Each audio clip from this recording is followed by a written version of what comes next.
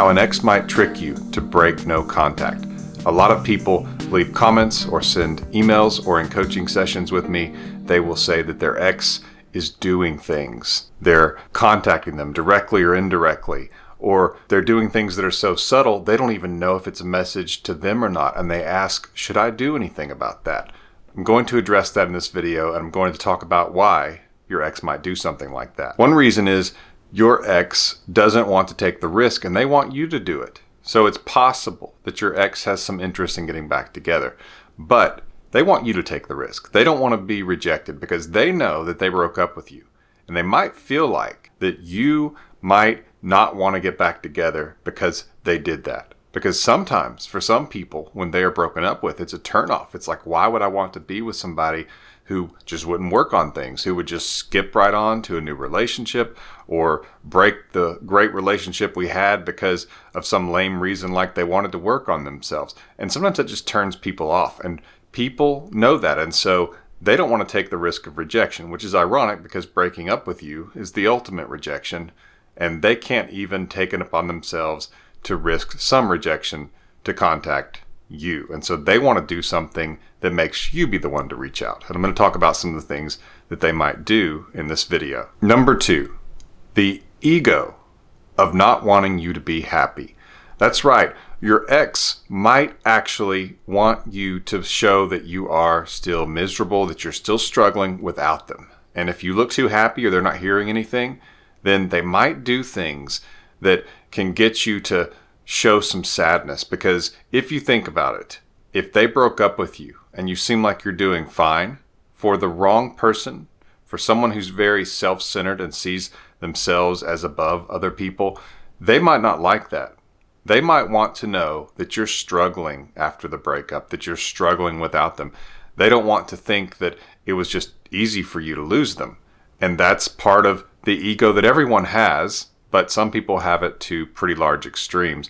And I have definitely seen cases where an ex will do something trying to get a reaction from the person they broke up with just because they wanted the ego stroke of knowing that that person was indeed hurting and struggling without them. Pretty nasty stuff. And that's why it's so important that you are careful about what you say in social media, or you say to your friends, or you say to your ex if they do reach out to you casually. I'm going to talk about that a little bit later.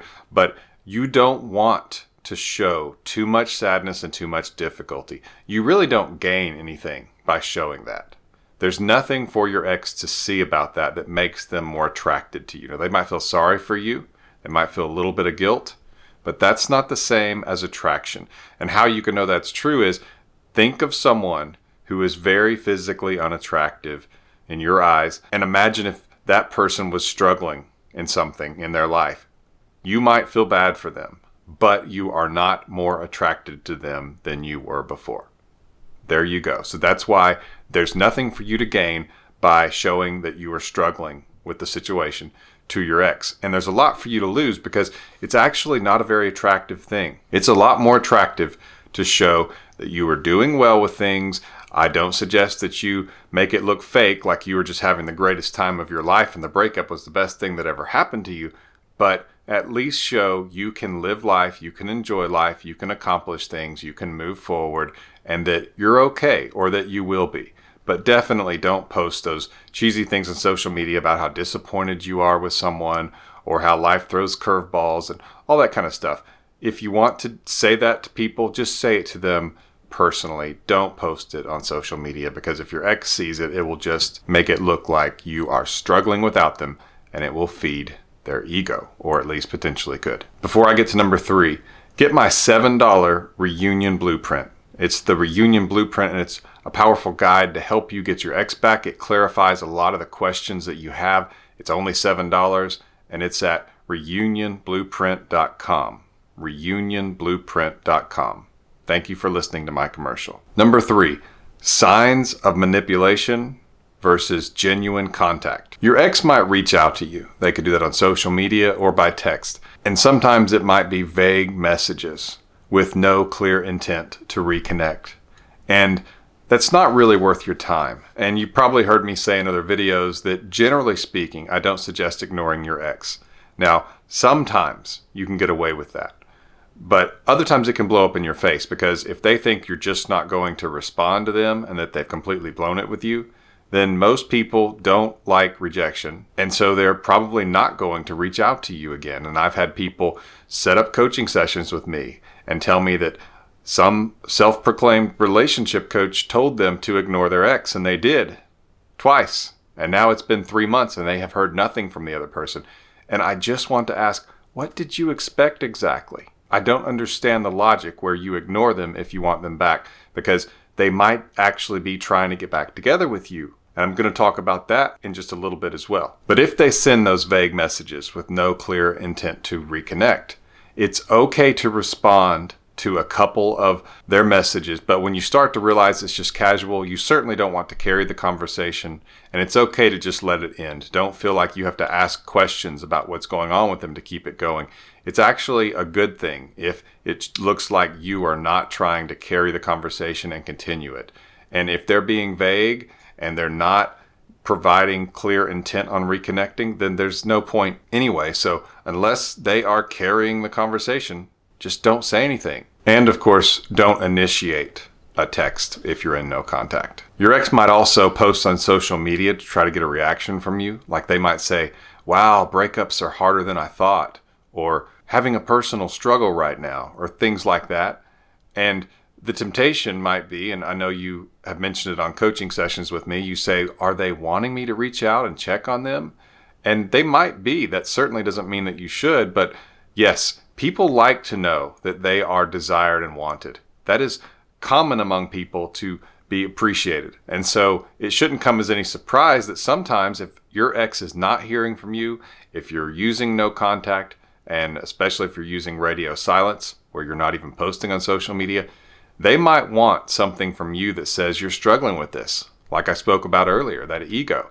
And so they will try things like that, where they'll post something vague, because they know that if you are sad and you're moping around and you're really wanting them back, and you see them post something like "breakups are harder than I thought," that you actually might reach out to comfort them for breaking up with you, which is pretty messed up when you think about it, but it happens. People do that. I have had people on coaching sessions tell me that they posted something on social media, that their ex posted something on social media saying something like "breakups are hard," or "it's been a difficult month," or "sometimes you just need a good scream," or, something like that.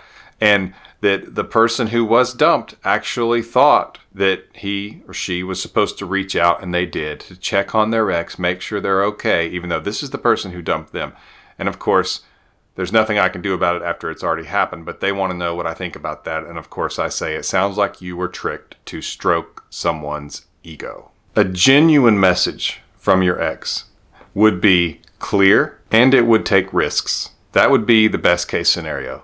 They would say, "I messed up by breaking up with you. I miss you. Would you consider taking me back?" Something like that, probably with an apology in there. The truth of the matter is, we don't always get exactly what we want, and they don't always know what to do. They don't have instructions necessarily on what to do when you dump somebody and you want them back. What they should do is send that clear message. It might start sometimes with, "How are you doing?" or checking on your dog, or checking on something they left at your place, partly because they're testing the water. They're going to see if you're even going to respond to them, because if you're not even wanting to talk, if you were so hurt and so mad at them because they broke up with you, and maybe you have somebody else, you might not respond, or you might respond with something pretty harsh. And so testing the waters makes sense. They want to see if you'll even talk to them. And if you do, they might deepen the conversation, and they might be genuine and say, "I messed up. I'm so sorry. Would you please consider taking me back?" They might say something like that, but a lot of times it will start with something very casual, even like a "how are you?" when you're thinking, how do you think I am? You broke up with me. I'm miserable. Don't let them know that. Don't give them the satisfaction. Tell them, "You're doing fine. Thank you. I hope you are as well." Something like that. Let's see what they have to say. Number 4 is indirect contact, which could be through a friend. And I see this a lot, where they will tell the friend that they want to know how you're doing. They wonder how you're doing, and that they sure do miss you, and things like that. And so the friend tells you this. The real question is, if they are feeling this way and if it's enough, wouldn't they contact me? Yes, they would. They would reach out. If someone realizes their mistake and wants to be with you, it's really simple. They will reach out and they will tell you. They will at least reach out. And so if they happen to tell a friend that they miss you, I don't suggest that you reach out to them and say, hey, my friend told me you missed me.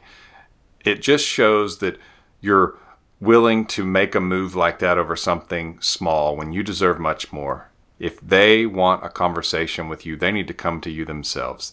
They don't need to go tell a friend or post on social media or wear some item of clothing or some gift that you gave them and some post they make and expect you to reach out to them. Not only does that show that you were waiting and that it just takes a little crumb, just to maybe a spark of interest from them before you're going to do something much larger. And that's the key. Don't do something much larger. You need to match what they're doing at maximum. And until they actually make personal contact, you don't need to match anything. But only then will you actually match and mirror what they do.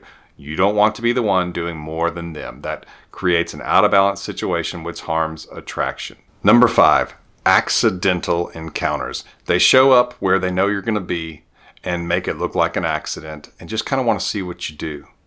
They maybe won't make the effort to say hi themselves, or if they do, it's casual or it's from across the room, or maybe they act like nothing is wrong, like it's just so good to see you. Don't make a big deal about it. Don't take it as a sign they want you back. It needs to be direct contact with clear intentions, or at the very least that they are orbiting around you and they're staying around you and talking with you and participating, and then you might slowly move forward a little bit with them. We can talk about that more in a coaching session, but all of these things need to be things you're aware of that could happen, and don't fall for them. Be sure to get my reunion blueprint at reunionblueprint.com. It's only $7, reunionblueprint.com, to help you get your ex back.